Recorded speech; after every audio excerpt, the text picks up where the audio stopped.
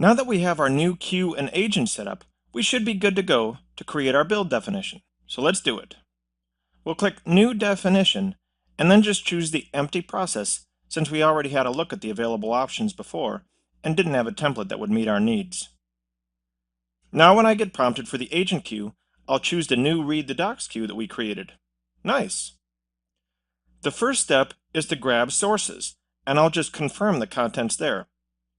You can see that it's pulling from this project and using the Coding with Kids Git repo, and specifically the master branch.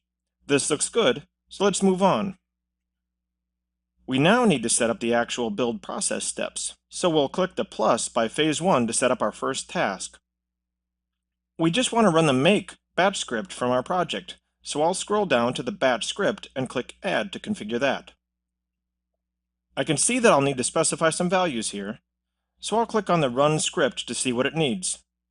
The path is the name of the script, ./make.bat in our case. And the arg is HTML since that's what I'm building.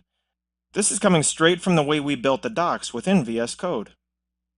I'll save my work at this point, but don't want to actually queue a build yet, so I'll click the arrow by Save and Queue and choose the Save option.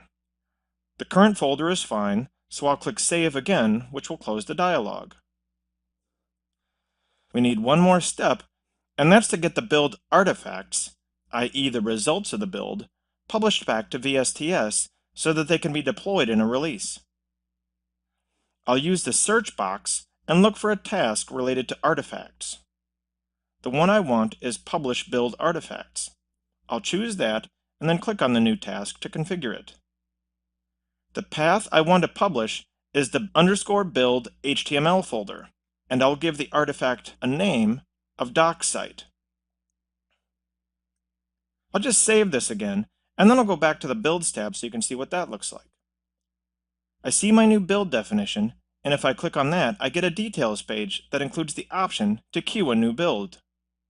I'll queue the build, then always allow the pop-ups, and we can see the progress of the build right in our browser. It did a source fetch, then it's running our make.bat command, then it's publishing the artifacts, and it's done. And if I click on Build 5 here, and then choose the Artifacts link, I can see the DocSite artifact. And if I click Explore next to it, I can indeed see the content of our website containing the built documentation. Sweet! So now we have a build definition that works. Let's go create a deploy agent and get the site deployed.